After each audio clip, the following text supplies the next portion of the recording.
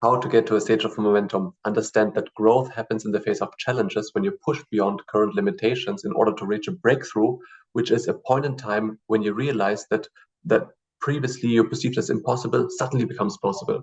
Such a moment comes along with lots of joy about breaking through mental barriers and being in the moment, and as you're also in tune with current circumstances. Moreover, things just seem to fall into place. You have a free flow. To get to such a point is generally not by brute force, but by having a clear understanding of your current capabilities and intelligent strategies to leverage yourself to greater heights. You only need to outlast your old you until you get accustomed to your new you, which is a feat of endurance. So how can you do this? Here's one strategy you can use. Always leave two in the tank, meaning don't overexhaust yourself. I absolutely love this advice, which is actually from calisthenics. When you train for endurance, meaning specifically for pull-ups and push-ups endurance. So that is when you go through multiple sets of repetitions of these exercises, you never want to overexhaust yourself or want to go to complete muscular failure. Instead, you stop when you have about two more, which you could do, then you rest, and then you do it all over again. Another example would be from endurance running. If you go for long distances, you want to keep your heart rate between 130 to 140 beats per minute.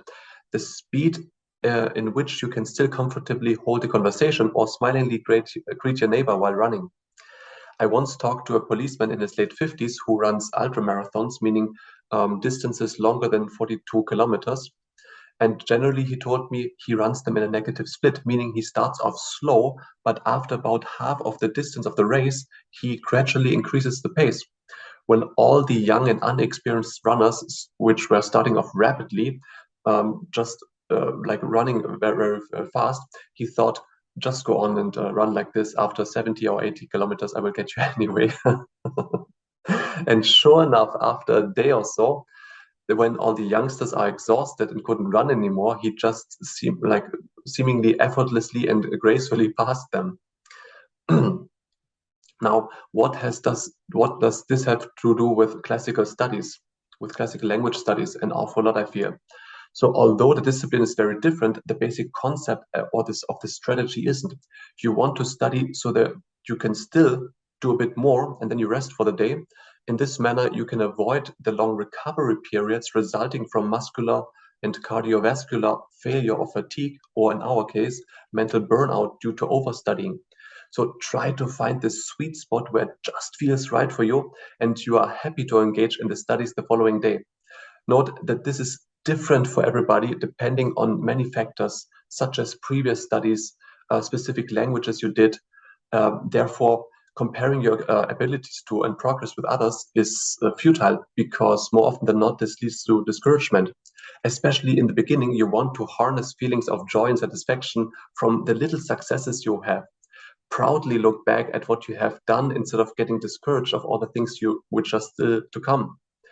Specifically, find the ideal study time, which for me, by the way, is the early morning. Then afterwards, you switch off the phone and just put it away. Just forget about it. It feels like a retreat, like really like it feels like a small vacation being disconnected. The first few days might be a bit bumpy, but after some time, when your mind settles on the object of concentration, meaning the task at hand, you seem to work on your project effortlessly, peacefully, and joyfully.